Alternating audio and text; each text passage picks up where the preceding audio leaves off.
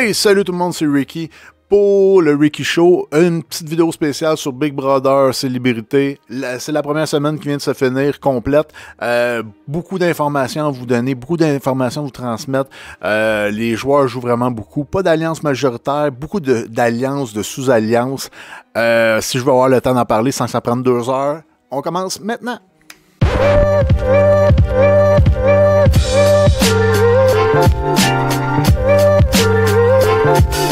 En début de la semaine, on voit que François, c'est le premier en danger. Sa première réaction, c'est d'aller voir les patrons puis commencer à discuter du fait qu'il va avoir quelqu'un de qualité, quelqu'un qui veut se battre à côté de lui pour que ça fasse une compétition, pour lui donner une chance de rester dans le jeu. Pas de mettre quelqu'un qui, selon lui, aurait le cœur de la maison puis qu'il perdrait de toute façon. Fait que je pense que c'est quelque chose de bon. Puis je pense que les patrons, nous s'en rendent compte quand ils ont nommé la deuxième personne, Tammy. C'est une joueuse qui semblait vouloir jouer. C'est quelqu'un qui semblait savoir un peu comment s'enligner. Elle avait quelques trucs. Elle a semblé faire peur à certaines personnes.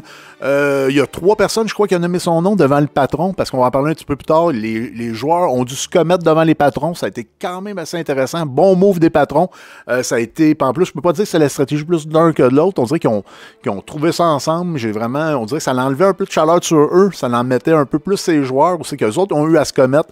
Ça a vraiment été un pas pire move de leur part. Pas mal meilleur move que Valérie Roberts qui amène une tonne de boîtes et de valises. On dirait qu'elle avait des cadavres à transporter dans sa chambre. Je ne sais pas si c'était pour faire le plus pitié possible quand ça allait être mis en danger pour pouvoir faire ses sacs, que ça soit long, que ça soit dur. Peut-être que c'est ça la stratégie derrière ça. Sinon, je ne sais pas c'est quoi. Parce que si jamais il faut qu'elle parte rapidement, ben c'est tous ses amis qui vont, c'est tous ses collègues, c'est tous ses colocs qui vont faire ses bagages. Je sais pas si ça peut la sauver, je sais pas si c'est vraiment ses habillements vont lui donner un plus dans le jeu, mais je pense qu'à Big Brother, habituellement, tu t'habilles un petit peu plus léger, surtout au début, puis t'attends un peu au moins qu'il y ait la moitié du monde avant de commander du stock ou que la prod t'amène une deuxième valise ou une troisième valise, là, mais je pense que c'était peut-être pas le meilleur move à faire à tous ces colocs, là. On se rend compte aussi que la plupart du monde vise Jean-Thomas, beaucoup visent Barnève parce qu'il est plus renfermé, puis c'est normal, tu sais, c'est un gars, d'après moi, c'est le chanteur il y a pas beaucoup de chanteurs, puis peut-être que le gars a plus vécu aux États-Unis, je sais pas, tu sais, peut-être qu'il était un petit peu plus dans son coin. Je pense que c'est normal aussi que ça soit lui qui a été sorti le plus, mais il avait l'air d'avoir des bons liens avec la patronne Fabiola. On l'a vu pendant le souper, on l'a vu aussi surtout pendant le 7 sur 7. Je sais pas si vous avez écouté le 7 sur 7, mais vraiment, il y avait beaucoup d'informations pendant le 7 sur 7. Mais inquiétez-vous pas, je vais vous dire qu'est-ce qui était important. Fait que pas obligé de sauter et d'aller écouter ça tout de suite, là. Ben, si vous voulez écouter, tant mieux. Sinon, je vous donne toute l'info. Comptez sur moi. Il y a la première alliance majoritaire qui est formée par Jean-Thomas, les Fakirs, qui va avoir une sous-alliance. Ces sous-alliances, on n'en parlera pas trop, mais c'est vraiment intéressant de voir qui c'est qui la forme. Puis il y a aussi Cinem qui fait partie des 2 alliances. C'est vraiment intéressant, des 2 alliances principales, parce qu'on se rend compte aussi que Danick va avoir fait les Télétobeats avec Liliane puis une couple de personnes aussi. Fait que ça va vraiment être intéressant, ces 2 alliances-là. Est-ce que ça va être un jeu d'alliance majoritaire au début ou ça va être les champions contre les recrues? C'est vraiment à suivre, puis j'ai hâte de voir parce que cette semaine, on n'a pas eu encore la réponse c'est quoi qu'elle allait dominer. Puis les 2 alliances sont pas majoritaires, c'est vraiment intéressant. Les arguments de François marchent et les patrons mettent Tammy au bloc. Ce qui crée une grosse réaction, c'est qu'elle veut avoir des explications parce que ce que les patrons disent, c'est que Tammy n'a pas amené de nom puis que ça avait été la maison qui l'avait amené. Elle veut mettre un peu la chaleur enlever la chaleur des patrons puis les mettre sur ses colocataires. Mauvaise idée. Même Fred semblait faire un peu la grimace. Fait que non, c'était peut-être pas la bonne idée. Puis on va se rendre compte aussi dans le 7 sur 7, c'est quoi peut-être la vraie raison pour laquelle que Tammy a été mise en danger. Puis je trouve ça vraiment dommage qu'on l'ait pas vu dans l'émission. Puis je vous en parle dans vraiment pas grand temps. Jean-Thomas parle des liens entre Val et Danick à Simon Boulris. C'est vraiment important. Je pense qu'il commence à se créer, lui, puis on le voit aussi dans le 7 sur 7, il se crée vraiment un allié solide. Est-ce que Frank a été dépassé par Simon? à suivre, mais sur ça, on va en parler un petit peu plus tard, mais je pense que on voit que Jean-Thomas est arrivé là sans alliance, il a vraiment, puis il était prêt à ouvrir son jeu avec les nouveaux ou avec un peu n'importe qui voudrait bien jouer avec lui pendant la saison. Mercredi, l'épisode commence avec Tammy qui se réveille, elle qui est en danger maintenant. Elle se réveille à 2h33. On se rend compte qu'à 2h31, elle a un cadran qui vibre. Puis il y aurait aussi Barnev. Il y aurait aussi Barnev qui aurait été réveillé par son cadran en se demandant as-tu entendu quelque chose? Fait que les deux se lèvent, cherchent dans la maison, voient rien.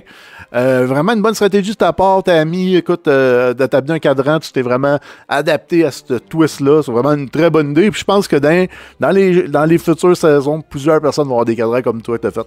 Ça a été le fun aussi, on a revu un peu Coco qui a rejoué cette journée-là. Elle a commencé à dire à Tammy qu'elle voulait faire le challenge du patron, mais on se rend compte que c'est pas vraiment sauver Tammy son intérêt. On se rend compte qu'elle veut de l'information, elle veut entendre jaser. Peut-être que le monde a de la misère à faire confiance avec la saison qu'elle a eue dans saison 3 aussi, qu'elle trahissait un peu tout le monde. Ça va être compliqué un peu pour elle. J'ai hâte que peut-être, tu sais, plus je pense que plus le temps va avancer, peut-être plus le monde va y faire confiance. Non, je pense pas. Je pense vraiment, Coco, ça va être dur ta game. Puis, il va falloir vraiment que tu aies beaucoup d'alliés, que tu te fasses le plus. Une grosse alliance, puis que tu n'essayes pas d'être dans plusieurs alliances en même temps. Là, je pense pas que ça va marcher deux fois. Là. L'épreuve du veto est super. Écoute, c'est les mini-canettes en version améliorée avec un tournis puis de l'appui. François qui s'était beaucoup pratiqué. Je sais pas si c'est la production se disant que François allait probablement être la première cible de la maison. S'est dit, on va faire le défi des mini-canettes parce qu'on sait que c'est pratiqué avec des grains de café et tout ça. Puis on sait qu'il devrait être bon puis il devrait pouvoir s'en sortir. Mais quel bon choix parce que François, c'était sûr qu'elle allait être en danger. Puis François, c'est le joueur qu'on veut voir le plus possible parce que c'est lui qui peut mettre un coup dans le nid de guêpe, un coup de pied dans le nid de guêpe. Puis c'est quelqu'un qui joue avec son cœur, puis il a une façon de jouer bien à lui. Là, c'est un chef d'entreprise, il se laisse pas mener. Puis j'ai vraiment hâte de le voir jouer, commencer un petit peu parce qu'il y a un début lent. Puis j'étais vraiment content de le voir s'en sortir. Il avait l'air de fier de lui, bravo. Maintenant, il a lancé un message à Amazon que si vous voulez sortir François, ça va être avec un backdoor, pas le choix. Fait que ça, un backdoor, ça veut dire que tu mets deux personnes sur le bloc. Puis là, si une personne réussit à sortir du bloc, ben, avec le veto, mais là, tu vas mettre François, puis là, François pourra pas sortir avec le veto. Fait que c'est comme ça, un backdoor, fait que c'est comme ça, d'après moi, que François va être sorti ou va devoir être sorti.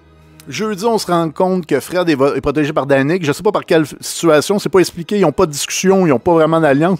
Elle semble protégée de base par Danick. Est-ce que c'est à cause qu'ils ont fait la saison ensemble puis que toute cette gang-là se sont vus? Je ne sais pas, mais il n'y a pas de discussion. On se rend compte que Fred est protégé par Danick comme ça. Fait que ça vient d'où? On le sait pas. Fait que là, on va aussi voir Jean-Thomas Jobin et toute l'alliance Zéon et Otopé. Puis on va voir qu'il va y avoir on va voir le premier face-à-face entre Jean-Thomas et Danick. Puis on va se rendre compte que Danick est beaucoup à l'attaque. Puis Jean-Thomas, sa défensive, mais il se laisse pas marcher ses pieds non plus. Mais j'avais peur un peu pour Jean-Thomas. J'étais là, écoute, Danick t'offre quelque chose, peut-être être plus content, vouloir plus. Danick, c'est le patron en ce moment, il faut qu'il nomme quelqu'un. Mais en fin de compte, Jean-Thomas semble avoir joué les bonnes cartes, pas avoir dit oui, pas avoir dit non. Ça a peut-être été louche qui semble vraiment accepter. Peut-être que Danick aurait réveillé un peu. Mais veut pas, il a été sauvé par Danick qui a mis l'ancienne championne Stéphanie à la place sur le bloc. Une des raisons pourquoi Jean-Thomas s'est méfié de Danick, c'est qu'il n'a pas nommé ses alliés naturels que Jean-Thomas pensait qu'il nommerait aussi. Fait que les deux se sont comme confrontés un peu, puis les deux savent qu'il faut qu'ils sortent un moment donné, mais ils ont aussi une belle discussion un moment donné pendant la semaine aussi qui se disait qu'il fallait qu'ils se protègent parce qu'ils seraient pas mal les premiers à cible, puis les premiers à tomber, là. Fait que faut qu'ils se gardent un peu longtemps, puis les deux ils le savent parce que s'il y en a un qui tombe, l'autre va venir pas tout de suite après. Puis on a vu aussi la discussion entre Jean-Thomas et Martin, puis là, qu'il y a Frank qui arrive, François qui arrive, puis qu'il est comme mis dans l'alliance des cafés. Puis là, tu le vois, puis il est comme pas content des membres de l'alliance. Là, j'avais le coup de dire, François, ça n'a pas d'importance, c'est qui dans l'alliance? Tu n'avais aucune alliance, tu te fais offrir une alliance, commence à faire des liens avec ces personnes-là, tu te demandais avec qui faire des liens, là, tu les as. Non, monsieur, pas content. Écoute, ça a été vraiment un mauvais coup de Frank, puis ça aurait pu mettre Jean-Thomas, ça pourrait mettre Jean-Thomas dans l'eau chaude, là. Comment que Jean-Thomas va sortir de ça dans les prochaines semaines? Parce que Frank sait qu'il n'est pas été mis dans les premiers. Là, il est-tu fâché contre Jean-Thomas? Est-ce qu'il va essayer de faire un coup bas? Est-ce qu'il va essayer d'aller voir d'autres personnes? Est-ce qu'il va essayer de jouer contre lui? Frank peut être un joueur vraiment menaçant. C'est un joueur qui est un peu imprévisible aussi. Il joue pas de façon classique. Fait que j'ai bien hâte de voir comment il va réagir. Jean-Thomas, il est vraiment un peu en danger là, face à ça. Là, parce que Frank, il a beaucoup d'informations. Jean-Thomas a l'air d'y avoir dit. Puis il a pas l'air content du plan. Puis il a pas l'air d'être content de comment il a été intégré dans le plan. Je pense qu'il aurait voulu être là à la base avec Jean-Thomas, même si les deux s'étaient dit qu'ils ne jouaient pas ensemble de mise à bord, puis que Frank, lui, n'a pas vraiment fait d'alliance de son côté, puis a essayé d'aller voir Jean-Thomas non plus. Là. Même si Jean-Thomas embarque pas dans le plan de Yannick, Jean-Thomas semble protégé par une alliance, les homéotopées, par Danick. Fait que Stéphanie, c'est elle qui paye les frais de ça. 8e fois sur le bloc, la championne des blocs. Fait qu'on va se rendre compte au vote que ça a été vraiment serré. Puis qu'en fin de compte, que Stéphanie a gagné, puis que c'est Tammy qui est parti. Mais la raison, d'après moi, pourquoi que Tammy est parti, ça vraiment... je pense pas que ça allait le lien avec ce qui a été expliqué dans l'émission. Je pense vraiment qu'il faut écouter le 7/7. Tammy, quand elle rentre pour voir les patrons, puis les patrons, ils demandent qui c'est que tu mettrais sur le bloc, mais Tammy commence à parler de briser les duos, briser les gens qui ont beaucoup de relations, qui avaient des relations avant, les gens qui ont joué au jeu, puis qu'il y avait des bonnes équipes, puis du monde en lien encore. Fait que, bref, on dirait qu'elle parlait à Danick. Puis moi, j'aurais été Danick, mais j'aurais écouté la conversation de Tammy, puis les arguments qu'elle donnait de briser les duos forts. Elle, on sait que lui, il a un gros duo avec Liliane. Peut-être qu'elle, elle savait pas que Liliane puis lui faisaient un duo, mais que Coco était là-dedans. Puis, tu sais, je sais pas c'est quoi qu'elle a voulu faire. Peut-être qu'elle s'attaquait à Jean-Thomas, je sais pas c'était quoi son but, mais elle voulait s'attaquer au duo, aux gens qui avaient plusieurs contacts. Puis Danick étant la personne qui avait le plus de contacts, d'après moi, ça n'a pas été trop long de faire rentrer dans la tête à Fiola. C'est pas Fiola, c'est Fabiola. Ça n'a pas pris de temps à rentrer dans la tête à Fabiola que c'est pas mal elle qu'il faut sortir parce qu'elle n'a pas nommé personne puis qu'elle s'est pas commis comme les autres. T'sais. Mais d'après moi, de la vraie raison en arrière de sa mise en danger, c'est vraiment le fait que Tammy, il fallait pas que tu dises ça, il fallait couper les duos, fallait pas. Puis ça, il fallait le voir dans le 7/7. Puis je trouve ça plate parce que le 7/7, c'est pas tout le monde qui l'écoute. Puis c'était vraiment un détail quand même assez important. Là. On voit que l'alliance Danick a de plus en plus des bonnes alliances, dont avec Fabiola. On le voit aussi parler avec Martin, où c'est que Martin il dit je vais être ton Charles, le joueur qui avait aidé Danick à gagner la saison 4. Charles Hamelin, écoute, Danick en revient pas. Il voit, écoute, on dirait que les alliances s'accumulent alentour de lui, puis des alliances solides, là, pas des petites alliances qui peuvent se briser du jour au lendemain, là, comme les Belles-Sœurs, là, parce que les Belles-Sœurs, c'est une alliance qui n'a pas tenu bien longtemps. Fait qu'elle, quand elle se rend compte qu'il y a des lettres sur les écrans, fait que son premier effet, ça va être d'aller chercher Danick. Puis là, ils vont découvrir les autres lettres, découvrir le mot nuit. Puis là, ils vont se demander, est-ce qu'on le fait, ça? Est-ce qu'on sort le mot? Vraiment, ça a été vraiment une belle discussion. Ça a vraiment été... Là, on se dit, tu veux-tu avoir plus de pouvoir? Tu veux-tu avoir plus de responsabilités? Ça peut-tu faire un bruit dans la maison? Ils ont posé plein de questions, mais ils ont décidé de laisser ça mort. Puis ils n'ont pas dormi de la nuit, d'après moi, pour checker si les lettres disparaissaient et tout ça. Ça a dû être une nuit quand même assez pénible. Mais tu vois que Danick a vraiment de plus en plus d'alliés, puis c'est vraiment une bonne game pour lui. Là, ça avance ses affaires. Dimanche, en fin de compte, personne ne va l'avoir lu. Puis en fin de compte, Martin va le donner à tout le monde. Liliane va aller chercher le cristaux, on ne sait pas c'est quoi. Ça a-tu rapport avec le héros versus vilain du début. Fait qu'on va le savoir un petit peu plus tard.